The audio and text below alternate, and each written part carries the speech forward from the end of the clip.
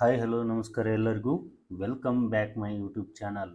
ಇವತ್ತಿನ ವಿಡಿಯೋದಲ್ಲಿ 2024-25ನೇ ಸಾಲಿಗೆ ಬೃಹತ್ ನೇಮಕಾತಿಯಾದಂತಹ ಇಲಾಖೆ ಯಾವುದಪ್ಪ ಅಂತಂದರೆ ಮಹಿಳಾ ಮತ್ತು ಮಕ್ಕಳ ಅಭಿವೃದ್ಧಿ ಇಲಾಖೆ ಅಂತಲೇ ಹೇಳ್ಬೋದು.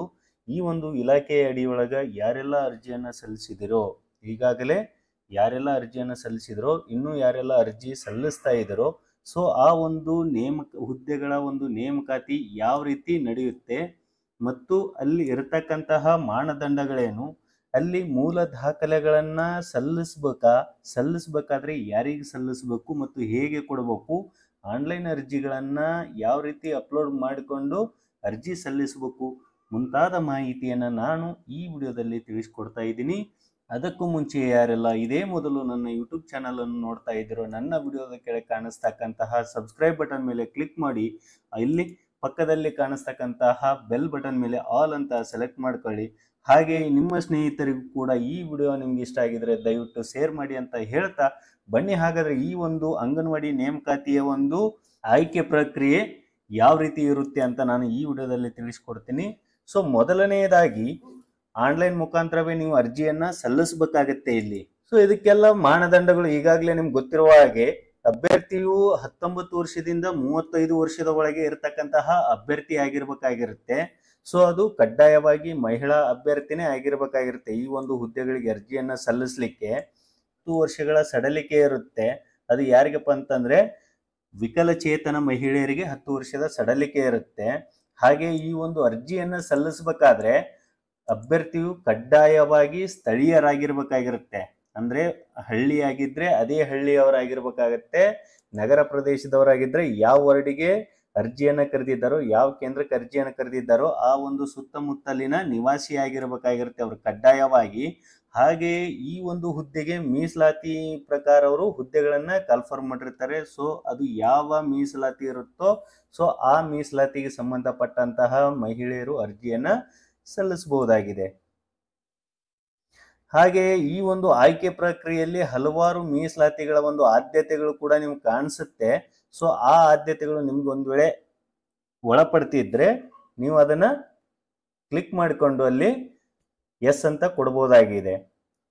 ಈ ಒಂದು ಆಯ್ಕೆ ಪ್ರಕ್ರಿಯೆ ಯಾವ ದಿನಾಂಕದಂದು ಏನೇನು ನಡೆಯುತ್ತೆ ಅಂತಕ್ಕಂಥದ್ದನ್ನು ಅವರು ನೋಟಿಫಿಕೇಶನ್ ಅಲ್ಲೇ ಬಿಟ್ಟಿರ್ತಾರೆ. ಆಯಾ ಜಿಲ್ಲಾವಾರು ಏನ್ ನೋಟಿಫಿಕೇಶನ್ ಮಾಡಿರ್ತಾರೋ ಹುದ್ದೆಗಳು ಎಷ್ಟಿದಾವೆ, ಖಾಲಿ ಹುದ್ದೆಗಳು ಎಷ್ಟು, ಅಲ್ಲಿ ಯಾವ್ಯಾವ ಕೇಂದ್ರಗಳಿದಾವೆ ಅಂತ ಅವ್ರು ಏನ್ ನೋಟಿಫಿಕೇಶನ್ ಮಾಡಿರ್ತಾರೋ ಆ ಒಂದು ನೋಟಿಫಿಕೇಶನ್ ಜೊತೆಗೆ ಕೂಡ ಅವ್ರು ಏನ್ ಮಾಡಿರ್ತಾರೆ ಅಂದ್ರೆ ಈ ರೀತಿಯಾಗಿ ಅಂಗನವಾಡಿ ಕಾರ್ಯಕರ್ತೆ ಸಹಾಯಕಿಯರ ನೇಮಕಾತಿ ಪ್ರಕ್ರಿಯೆಯನ್ನ ಆನ್ಲೈನ್ ಮೂಲಕ ಆಹ್ವಾನಿಸಲು ಈ ಕೆಳಗಂಡಂತೆ ಕ್ರಮ ವಹಿಸಲಾಗಿದೆ ಅಂತೇಳಿ ಅವ್ರು ಏನ್ ಮಾಡ್ತಾರೆ, ಆನ್ಲೈನ್ ಅರ್ಜಿ ಪ್ರಾರಂಭದ ದಿನಾಂಕವನ್ನು ಕೊಟ್ಟಿರ್ತಾರೆ, ಹಾಗೆ ಎಂಡಿಂಗ್ ದಿನಾಂಕ ಕೊಟ್ಟಿರ್ತಾರೆ.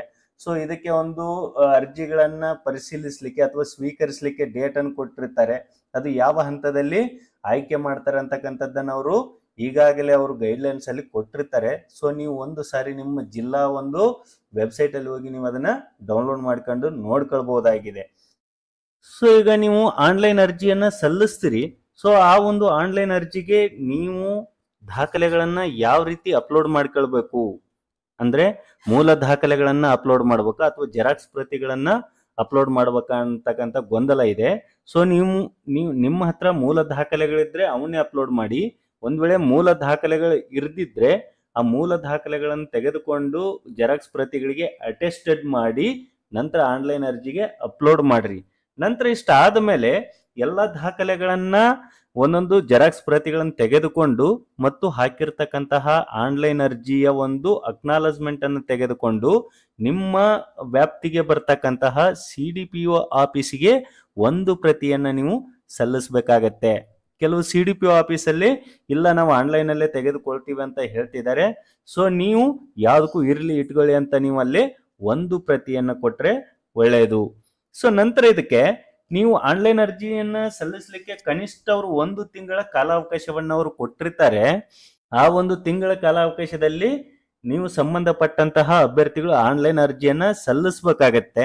ಸೊ ಈ ಒಂದು ತಿಂಗಳ ಒಂದು ಎಂಡಿಂಗ್ ಅದಾದ್ಮೇಲೆ ಕನಿಷ್ಠ 7 ದಿನಗಳ ಒಳಗಾಗಿ ವರ್ಕಿಂಗ್ ಡೇಸ್ ಅಂತ ಏನ್ ಕರಿತಾ ಇದೀವಿ ನಾವು, 7 ದಿನಗಳ ಒಳಗಾಗಿ CDPO ಹಂತದಲ್ಲಿ ಏನ್ ಮಾಡ್ತಾರೆ ಅಂದ್ರೆ ಎಲ್ಲಾ ದಾಖಲೆಗಳನ್ನ ಅವರು ಸ್ಕ್ರೂಟ್ನಿ ಮಾಡ್ತಾರೆ. ಅಂದ್ರೆ ಬಂದಿರತಕ್ಕಂತಹ ಆನ್ಲೈನ್ ಅರ್ಜಿಗಳ ಪ್ರತಿಯನ್ನು ಅವರು ಪ್ರಿಂಟ್ ತೆಗೆದುಕೊಳ್ತಾರೆ, ಅವ್ರ ಹತ್ರ ಶೇಖರಣೆ ಮಾಡ್ಕೊತಾರೆ. ಇದಾದ್ಮೇಲೆ ಎಲ್ಲಾ ಅರ್ಜಿಗಳನ್ನ ಇಲ್ಲಿ ಹೇಳಿರ್ತಕ್ಕಂಥ ಆಯ್ಕೆ ಸಮಿತಿ ಎಲ್ಲಾ ಸದಸ್ಯರು ಹಾಜರಾಗಲು ಸಾಧ್ಯವಾಗದಂತಹ ಅನಿವಾರ್ಯ ಕಾರಣಗಳಿದ್ದಲ್ಲಿ ಕನಿಷ್ಠ 2/3% ಇರ್ತಕ್ಕಂತಹ ಸದಸ್ಯರು ಈ ಒಂದು ನೇಮಕಾತಿ ಪ್ರೋಸೆಸ್ ಅಲ್ಲಿ ಹಾಜರಿರಬೇಕಾಗತ್ತೆ. ಅವರು ಆನ್ಲೈನ್ ಅಲ್ಲಿ ಬಂದಿರತಕ್ಕಂತಹ ಎಲ್ಲಾ ಅರ್ಜಿಗಳನ್ನ ಅವತ್ತೇ ಅವ್ರು ಏನ್ ಮಾಡ್ತಾರೆ ಅಂದ್ರೆ ಪರಿಶೀಲನೆಯನ್ನ ಮಾಡ್ತಾರೆ. ಸೊ ಇಷ್ಟು ಪರಿಶೀಲನೆ ಮಾಡಿದಾದ್ಮೇಲೆ ಆ ದಾಖಲೆಗಳನ್ನ ಏನ್ ಮಾಡ್ತಾರಪ್ಪ ಅಂತಂದ್ರೆ ಅವರು ವ್ಯಾಲಿಡ್ ಇರ್ತಕ್ಕಂತಹ ದಾಖಲೆಗಳು, ಅದರಲ್ಲಿ ಮಾನದಂಡಗಳನ್ನ ನೋಡಿಕೊಂಡು ಒಂದು ಅಂಗನವಾಡಿ ಶಿಕ್ಷಕಿ ಆಗ್ಲಿ ಸಹಾಯಕರ ಹುದ್ದೆಗಳಿಗೆ ಎಷ್ಟು ಅರ್ಜಿ ಬಂದಿದಾವೆ ಅಂತ ನೋಡ್ತಾರೆ. ಅಲ್ಲಿ ಅವ್ರಿಗೆ ನೀಡಿರ್ತಕ್ಕಂತಹ ನಿಯಮಾನುಸಾರ ಎಷ್ಟು ಅರ್ಜಿಗಳಿದಾವೆ ಅವನ್ನ ವ್ಯಾಲಿಡ್ ಮಾಡ್ತಾರೆ. ಅದೇ ರೀತಿಯಾಗಿ ಕೆಲವು ಅರ್ಜಿಗಳನ್ನು ಕೂಡ ಅಲ್ಲಿ ತಿರಸ್ಕೃತ ಆಗಬಹುದು. ಸೊ ತಿರಸ್ಕೃತವಾಗಿರ್ತಕ್ಕಂಥ ಅರ್ಜಿಗಳನ್ನ ಬಿಟ್ಟು ಯಾವ ಯಾವ ಅರ್ಜಿಗಳು ವ್ಯಾಲಿಡ್ ಇರ್ತಾವೋ ಅಂತ ಅರ್ಜಿಗಳನ್ನ ಮತ್ತೆ ಅವ್ರು ಏನ್ ಮಾಡ್ತಾರೆ ಪರಿಶೀಲನೆಯನ್ನ ಮಾಡ್ತಾ ಹೋಗ್ತಾರೆ. ಈ ಒಂದು ನೇಮಕಾತಿ ಸಂಪೂರ್ಣವಾಗಿ ಮೆರಿಟ್ ಆಧಾರದಲ್ಲಿ ನಡೀತಕ್ಕಂತಹ ನೇಮಕಾತಿಯಾಗಿದೆ. ಅಂದ್ರೆ ಅಭ್ಯರ್ಥಿಗಳು ಪಡಿತಕ್ಕಂತಹ ಅಂಕಗಳ ಆಧಾರದ ಮೇಲೆ ನೇಮಕಾತಿ ನಡೆಯುತ್ತೆ. ಒಂದ್ ವೇಳೆ ಅಂಗನವಾಡಿ ಶಿಕ್ಷಕಿ ಹುದ್ದೆಯನ್ನು ಅರ್ಜಿ ಸಲ್ಲಿಸಿದ್ರೆ PUC ಅಂಕಗಳನ್ನ ಆಧರಿಸಿ ಅಲ್ಲಿ ಏನ್ ಮಾಡ್ತಾರೆ ನೇಮಕಾತಿಯನ್ನು ಮಾಡ್ತಾರೆ. ಹಾಗೂ ಅವರಿಗೆ ನೀಡಿರ್ತಕ್ಕಂತಹ ಮೀಸಲಾತಿಗಳ ಅನ್ವಯ ನೇಮಕಾತಿಯನ್ನ ಮಾಡಿಕೊಳ್ಳುತ್ತಾರೆ. ಹಾಗೆ ಸಹಾಯಕಿಯರ ಹುದ್ದೆಗಳಿಗೆ ಅವರ ಒಂದು SSLCಯ ಒಂದು ಅಂಕಗಳ ಆಧಾರದಲ್ಲಿ ನೇಮಕಾತಿಯನ್ನ ಮಾಡಿಕೊಳ್ಳುತ್ತಾರೆ. ಈ ನೇಮಕಾತಿ ಸಂಪೂರ್ಣವಾಗಿ ಮೆರಿಟ್ ಹಾಗೂ ಮೀಸಲಾತಿ ಅನ್ವಯ ನೇಮಕಾತಿಯನ್ನ ಮಾಡಿಕೊಳ್ಳುವಂತಹ ಪ್ರೋಸೆಸ್ ಇದಾಗಿದೆ. ಇಷ್ಟಾದ್ಮೇಲೆ ಇದಕ್ಕೆ ಆದಂತಹ ಸಮಿತಿಗಳಿರ್ತವೆ. ಜಿಲ್ಲಾ ಮಟ್ಟದಲ್ಲಿ ಸಮಿತಿ ಇರ್ತವೆ, ತಾಲೂಕು ಮಟ್ಟದಲ್ಲಿ ಪರಿಶೀಲನಾ ಸಮಿತಿ ಇರುತ್ತೆ. ತಾಲೂಕು ಮಟ್ಟದಲ್ಲಿ ದಾಖಲೆಗಳನ್ನ ಪರಿಶೀಲನೆ ತಹಶೀಲ್ದಾರ್ ಅವರ ಅಧ್ಯಕ್ಷತೆಯಲ್ಲಿ ಏನ್ ಮಾಡ್ತಾರೆ ಪರಿಶೀಲನೆಯನ್ನ ಮಾಡಿ ನಂತರ ಅದನ್ನ ಜಿಲ್ಲಾ ಮಟ್ಟಕ್ಕೆ ದಾಖಲೆಗಳನ್ನ ಕಳಿಸ್ತಾರೆ. ಅಲ್ಲಿ ಮಾನ್ಯ ಜಿಲ್ಲಾಧಿಕಾರಿಗಳ ಒಂದು ನಿರ್ದೇಶನದಲ್ಲಿ ಅವರ ಒಂದು ಅಧ್ಯಕ್ಷತೆಯಲ್ಲಿ ನೇಮಕಾತಿಯ ಒಂದು ಪ್ರೋಸೆಸ್ ನಡೆಯುವಂತದ್ದು. ಸೊ ನಂತರ ಅಲ್ಲಿ ವ್ಯಾಲಿಡ್ ಇರತಕ್ಕಂತಹ ಅಭ್ಯರ್ಥಿಗಳ ಒಂದು ಪಟ್ಟಿಯನ್ನ ತಾತ್ಕಾಲಿಕ ಪಟ್ಟಿಯನ್ನ ಏನ್ ಮಾಡ್ತಾರೆ ವೆಬ್ಸೈಟ್ ಅಲ್ಲಿ ಮತ್ತು CDPO ಆಫೀಸ್ಗಳಲ್ಲಿ ಲಗತ್ತಿಸ್ತಾರೆ. ಸೊ ಅದಾದ್ಮೇಲೆ 7 ದಿನಗಳ ಒಂದು ಕಾಲಾವಕಾಶವನ್ನ ಅವರು ನೀಡ್ತಾರೆ. 7 ದಿನ ಏನಾದರೂ ಅಬ್ಜೆಕ್ಷನ್ ಇದ್ರೆ ಅಭ್ಯರ್ಥಿಗಳಲ್ಲಿ ಸಲ್ಲಿಸಬಹುದಾಗಿದೆ. ಒಂದು ವೇಳೆ ಯಾವುದೋ ಅಬ್ಜೆಕ್ಷನ್ ಇಲ್ಲ ಅಂದ್ರೆ ಅವರು 7 ದಿನಗಳ ನಂತರ ಏನ್ ಮಾಡ್ತಾರೆ ಅಂದ್ರೆ ಅಂತಿಮ ಆಯ್ಕೆ ಪಟ್ಟಿಯನ್ನ ಹಚ್ತಾರೆ. ಸಂಬಂಧಿಸಿದಂತಹ ಜಿಲ್ಲಾ ಆಫೀಸ್ಗಳಲ್ಲಿ ಆಗಿರ್ಬೋದು ಅಥವಾ CDPO ಆಫೀಸ್ಗಳಲ್ಲಿ ಅದನ್ನ ಹಚ್ತಾರೆ. ಸೊ ಅದಾದ ಮೇಲೆ ಜಿಲ್ಲಾಧಿಕಾರಿಗಳವರು ಏನ್ ಮಾಡ್ತಾರೆ ಅಂದ್ರೆ ಈ ಒಂದು ನೇಮಕಾತಿಯ ಒಂದು ಆದೇಶ ಪ್ರತಿಗಳನ್ನ ಅಭ್ಯರ್ಥಿಗಳಿಗೆ ನೀಡ್ತಾರೆ. ಸೊ ಈ ರೀತಿಯಾಗಿ ಅಂಗನವಾಡಿ ನೇಮಕಾತಿಯ ಒಂದು ಆಯ್ಕೆ ಪ್ರಕ್ರಿಯೆ ಆಗ್ತಕ್ಕಂತಹ ವ್ಯವಸ್ಥೆಯಾಗಿದೆ. ಸೊ ಈ ವಿಡಿಯೋ ನಿಮ್ಗೆ ಇಷ್ಟ ಆಗಿದ್ರೆ ದಯವಿಟ್ಟು ಲೈಕ್ ಮಾಡಿ, ಶೇರ್ ಮಾಡಿ, ಹಾಗೆ ಸಬ್ಸ್ಕ್ರೈಬ್ ಮಾಡಿ ಅಂತ ಹೇಳ್ತಾ ಎಲ್ಲರಿಗೂ ವಂದನೆಗಳು.